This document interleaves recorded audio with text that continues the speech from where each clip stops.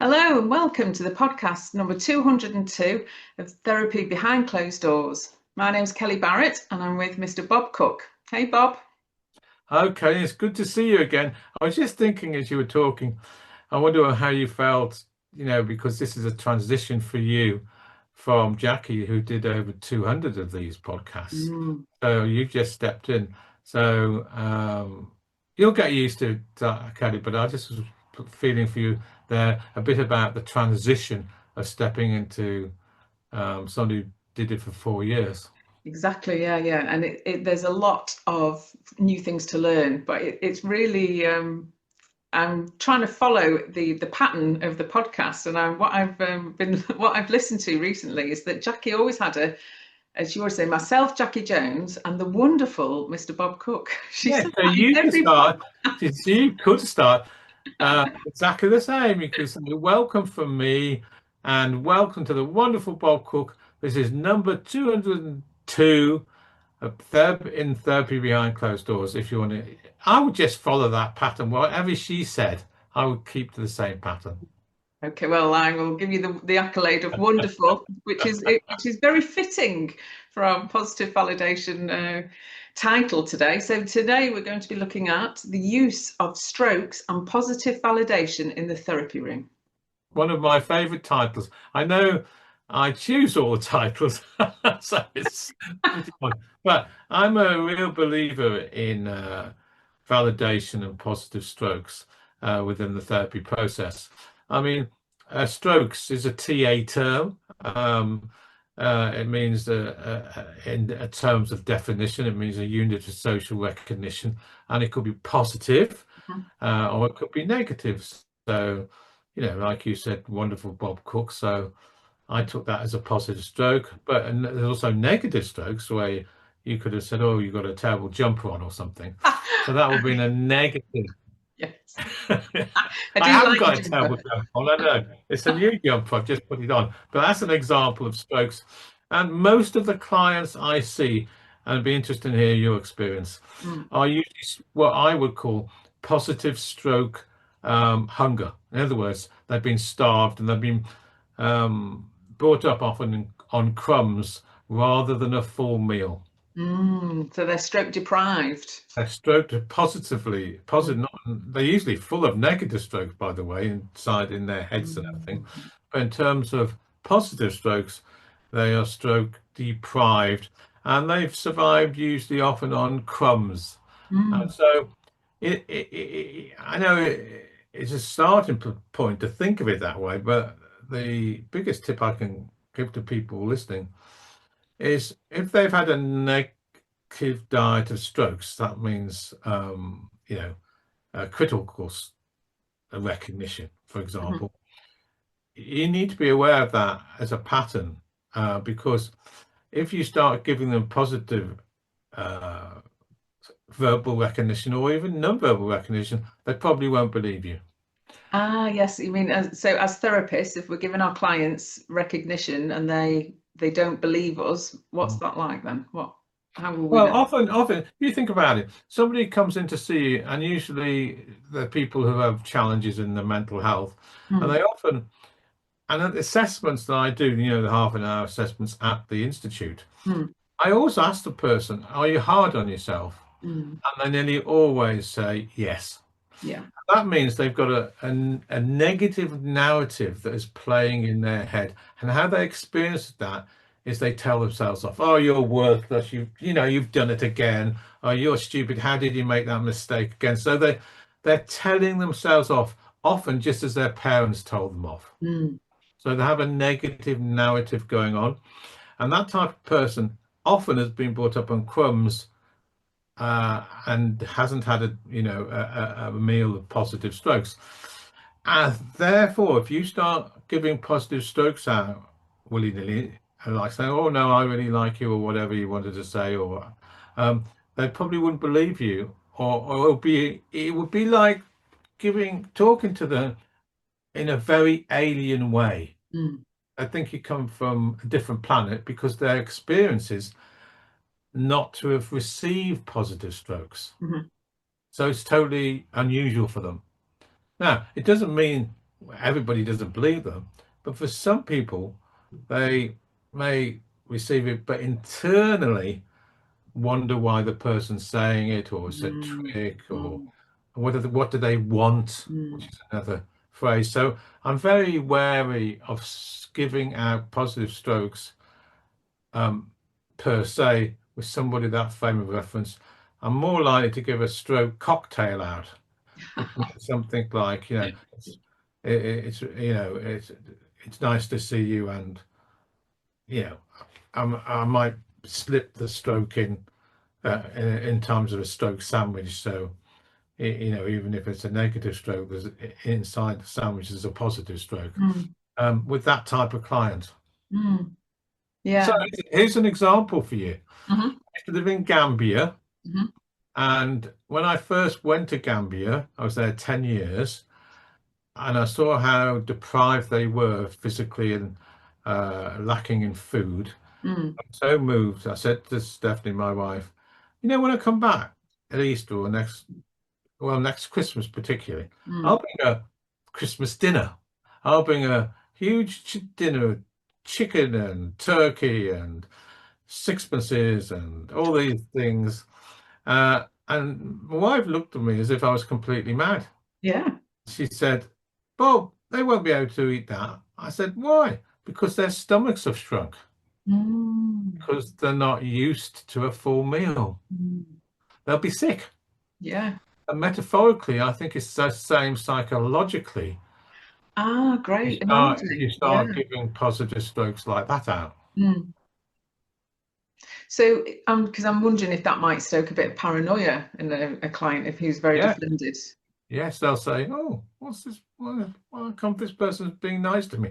Oh, I know. They're just trying to get on my side or something. Or there'll be some sort of uh, thinking going on like that, Mm, and probably feed somebody's paranoid, and particularly if they are paranoid themselves.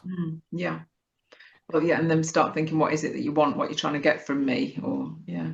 So Okay. when you think of positive strokes in your clinical practice, Hmm. um, how do you think about that? Do you think about it the way I think about it? Well, as we're talking about strokes, Bob, I'm not sure for those listeners who aren't TA, I'm not sure that we've said what a stroke actually is. I did a unit of social recognition. Social recognition. Okay. So it can be Yeah. positive, Yeah. yeah, it could be Hmm. negative, Hmm. it could be non-verbal, so I could give you a hug, Yeah. or somebody could be irritated with you and give you a Mm. slap. That would be the negative side. Yeah. But so they're non-verbal and verbal. There's a Hmm. positive unit of social interaction. So recognition, Yeah. sorry. So that's how I define Yeah. strokes. Yeah. Yeah. And I was thinking about the conditional and unconditional. Mm, It's mm. like I like you, or I like you if you do something else. So So I like your jumper, Bob. Mm. I might receive it, but I have to always, every time I see you for the rest of my life, wear this jumper. And if I don't, you won't like me.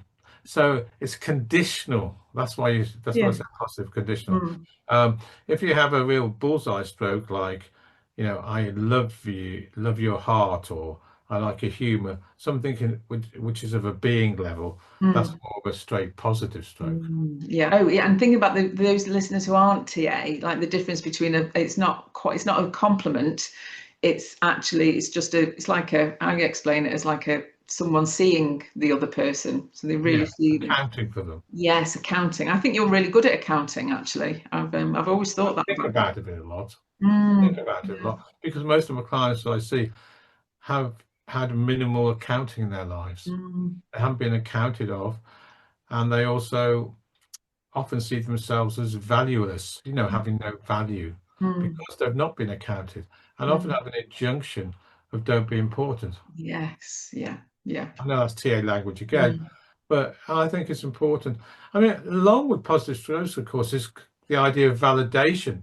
Mm. It's not necessarily, it doesn't come from the TA world. I mean, Mhm. Stokes does, but validation really comes, I think, from the person-centered world, and that's actually validating their worth or Mm. validating their value. Alongside that will become permissions. Mhm. You're okay with me, or it's okay if you X, X, X. So they're all in the same ballpark, those strokes, validation and permissions, I think. Yes, yeah, I think so too. And I think of the when I hear if a client's to say one to me, and I kind of think, oh, where's that coming from? So I notice that, like, what is it that they're trying to make some contact with me? But I'm just thinking, I do give strokes, and I might say something like, I'm really glad you came, even though you didn't want to come. I'm Yeah, really there glad we to are. see you. Yeah. Yeah, those are the sorts of Yeah. things. I think they're very, very, very important because you see, people who lack self-esteem Mm, have a diet of crumbs rather than a diet of positive mm, strokes. Now, if you're going to help them grow, you need to pay attention to not only how they recognize other people, but how they recognize themselves. yeah. So the idea of tending to recognition and accounting for them, that's how self-esteem will start growing because they will then start to, I hope, accounting and valuing themselves on the inside, Yeah. like it's modeled to them. hmm Is that like kind of the creating an alternative to the criticism? So like the nurturing versus the controlling. Yeah, it is. And at the same time, um, two of my mentors a long time ago, they both passed away, called the Gouldings, Oh yes. created redecision psychotherapy. Mm-hmm. Um, and I really like that because it's a model of how to work with the child ego state. Mary Goulding used to say many times, and actually, did she say it to me? No, because I didn't know we had never had that conversation. But she used to say to therapists she trained, don't take on the parent unless you're powerful enough to stand up to the parent. Yes. Yeah. So, Great advice. yeah, but the problem with, or at least a reflection on giving positive strokes, certainly positive being strokes rather than positive doing strokes. Mhm. The parent, internal parent, um, might become very active, and Okay. yeah, because you're sort of challenging their system, Mm, if you like. mm, And if you can't, if you're not sure that you are more powerful than them, uh, uh, I wouldn't get into a transactional competition with them. mm. To avoid it. Mm, mm, Mm, mm. But I think therapists need to think about, you know, their clients who have been starved of validation and positive strokes, because those types of clients will have low self-esteem. mm, And often clients come because they want to have more self-esteem. mm, And the only way they're going to get more self-esteem is to value themselves internally so mm, they can value themselves externally. mm, And by definition, you will meet their parent in that mm. system. Yeah. And I was thinking about the replay of the history. So if they've not had that, and Mm, then we can mm, create a different alternative, we create mm. something new for them. But I was, what if the therapist themselves is stroke deprived and they don't Oh, recognize it? well, unfortunately, many therapists and counselors are stroke Mm, deprived. mm, And one thing, and I've said it many times on these podcasts, that really appalls me, and um, is the BACP, that's the British mm, Association of Psychotherapy and Counselling, um, don't require any of their counsellors to have any of their own therapy. Now, back in the day, they used to say 20 hours. Oh, okay. Yeah. That's what I've heard. Yeah. Yeah, it was, but now it's hmm nil. Why is that?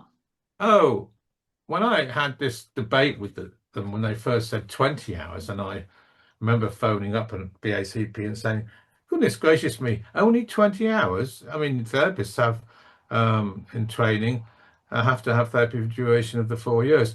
And the answer back then was, oh, well, we've got at least 20,000 members and 18,000 of those work in the workplace, short time Mm, counselling, and therefore we can't ask them to do therapy. Um, so that was our answer back at that time. If it would still be the same answer, I don't know. I suspect it would be similar vein, that they have many members who just simply work short-time counselling in the workplace, and therefore they don't, in their view, need to have any therapy. So I think that when you talk about therapists, stroke counsellors being stroke deprived, I think many are. I Mm, used to give supervision to social workers, and mm, most of them are certainly stroke deprived. So hopefully through your own therapy, mhm. the therapist's own therapy, and I like to say that most counsellors are at courses where their courses do ask them to do some Yeah, yeah. internal reflection work of themselves. Um, they will start to, build up their self-esteem and have, um, more value themselves. Now, if they don't, or certainly if a client meets a therapist that is, uh, several things can happen. One of them might be that the counsellor stroke therapist will merge with the client because they'll be looking unconsciously from strokes on their clients. Oh, wow. Who So are the very people they shouldn't be looking for strokes. mm,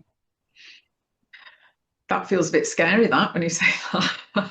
Yeah, but Gosh. if you as a counsellor have been stroke deprived, Mm, will be looking for those positive validation or positive recognition, or be accounted from your friends, from your work people, and in therapy, I think unconsciously may seek it from the very mm, people who can't give it. yeah. Is that scary? Yes, because no, then it'll be uh, I'll say a nightmare, but it'll be certainly a different type of therapy if the therapist is looking unconsciously for strokes on the very people who can't give it them. Mm, yeah, yeah. And I'm thinking if if we're so stroke deprived, or then we're running on a deficit, we're kind of running on empty. Mm, So we would be really hungry for any mm. that we get. And often from the clients that are very adapted and want to Mm, please you. I was thinking of the please To, others driver. yeah, Yeah. so then the naive therapist or the therapist that is stroke deprived will lap up the adapted therapist. Yeah. But it doesn't mean that's a good groundwork for No, effective therapy. no, absolutely not, because we're supposed to stay separate, Mm, not merge. mm, So mm. do you see that in supervision, or would you recognise it in supervision in a supervisee Would that they're I stroke recognize deprived? in supervision of the therapist as stroke deprived? Well, that's a very interesting question. Usually, yes, because if I see a therapist that doesn't celebrate their work or their Mm, injuries or doesn't value themselves, mm, then that might be one of my reflections. yeah, you'd feed that back. I feed that back and help them look at perhaps going to some counseling and therapy Yeah, themselves yeah, so they can heal their own deficits. yeah, yeah. Because otherwise we can't do the work if we've not done our work. No, and I think that's a extraordinarily important tenet you just said there. How can we possibly be therapists if we're coming from a place of healing ourselves, Mm, needing healing ourselves? We can't. mm, We'll give a certain version of therapy, but mhm, not, I think, the effective therapy I'm thinking of. yeah, I absolutely agree. Absolutely. And but that's what happens. We've got that phrase, haven't we, that we get the clients we need. So if a client comes in and we haven't done the work, then we need to go into therapy and we do the work quickly, so we can work with the client. It's Yeah, yeah. Now in the UKCP, United Kingdom Council of Psychotherapy regulations, they ask their therapists in training to have 4 years at mm, least. It's 160 hours over 4 years of psychotherapy, exactly for these reasons, yeah, so they can have some reflection of their own internal processes, some healing of their own internal processes, so they can keep a certain sense of separateness. mm, Because you're right, once there's a merging, mm, then therapy's going to be less effective. It's really hard to extricate yourself once you're in than to try and backtrack back out. It's too Mm. hard. It's much easier to stay out. Well, this is where supervision is vital Mm. to Yeah, help fully agree. Mm. understand that process, because if they're in it Mm. unconsciously, then they might not even know they're in it in a Yeah. way which is not good or effective for therapy. Mm. Yeah. So I'm a great believer in strokes. I'm also a great believer in what we call the stroke filter. Oh, what's that, Bob?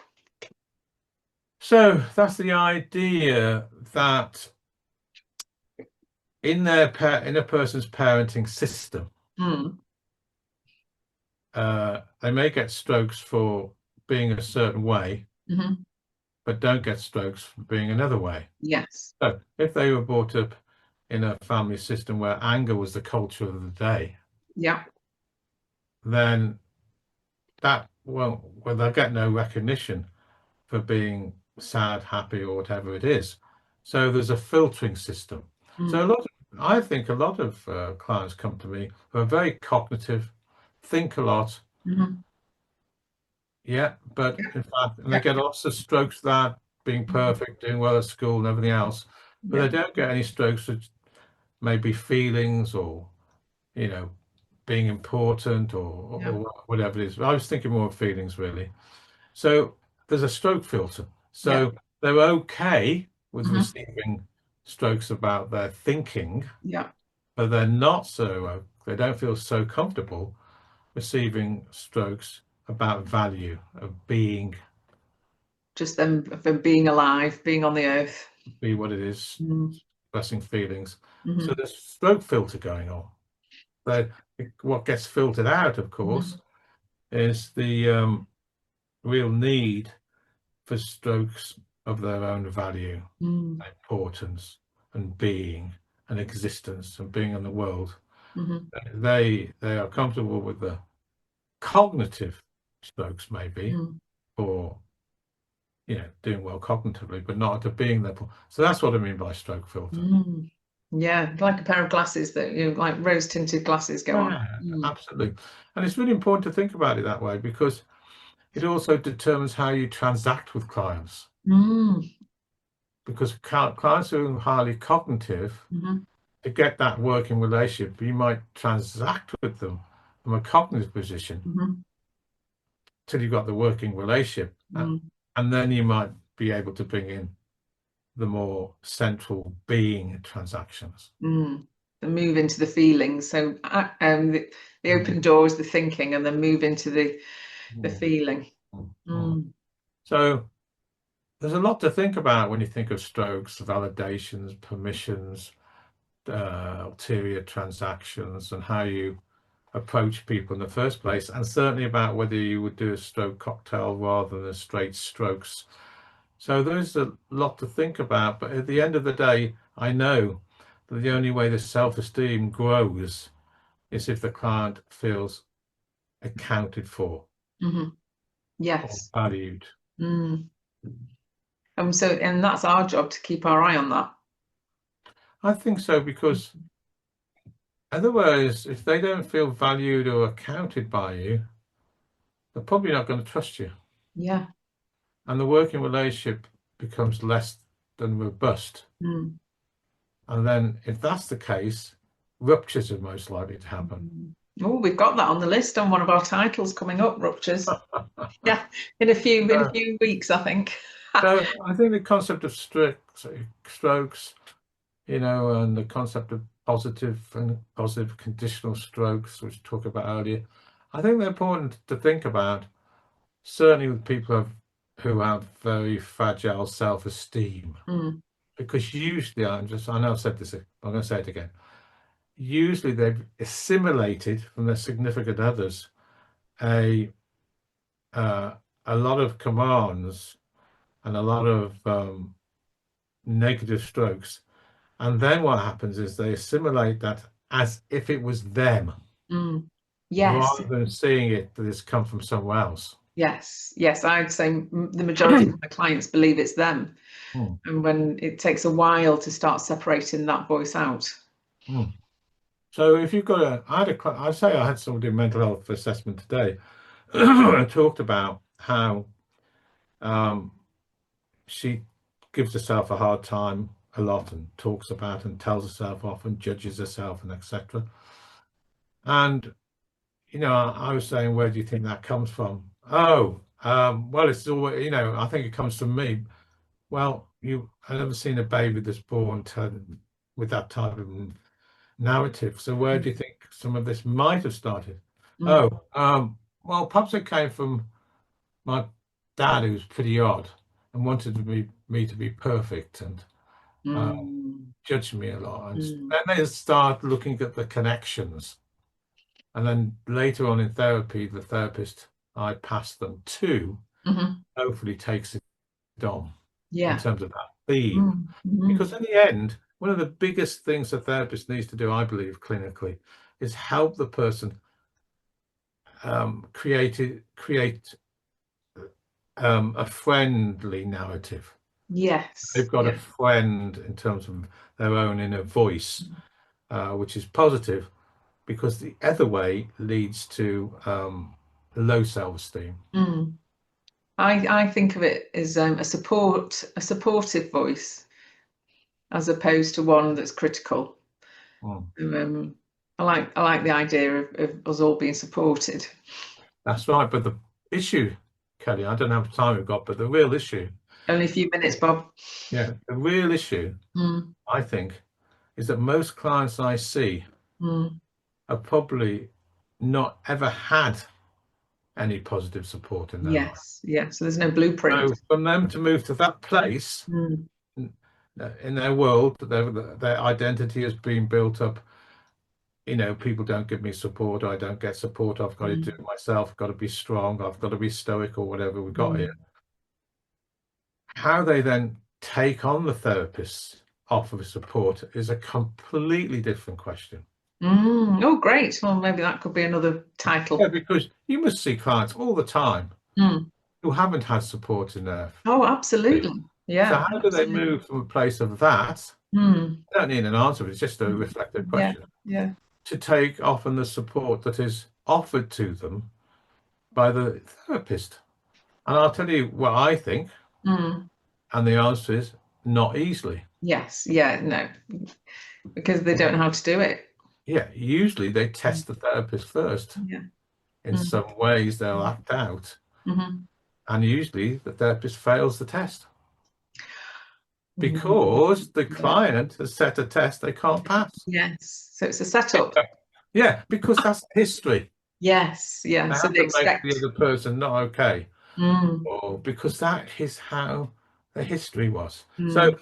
it's a whole subtle process for therapists. I think they learn in training and in clinical experience to move to a place to how in therapy do you get to a place where the client feels trustful enough or strong enough to perhaps take a piece of the support. Mm.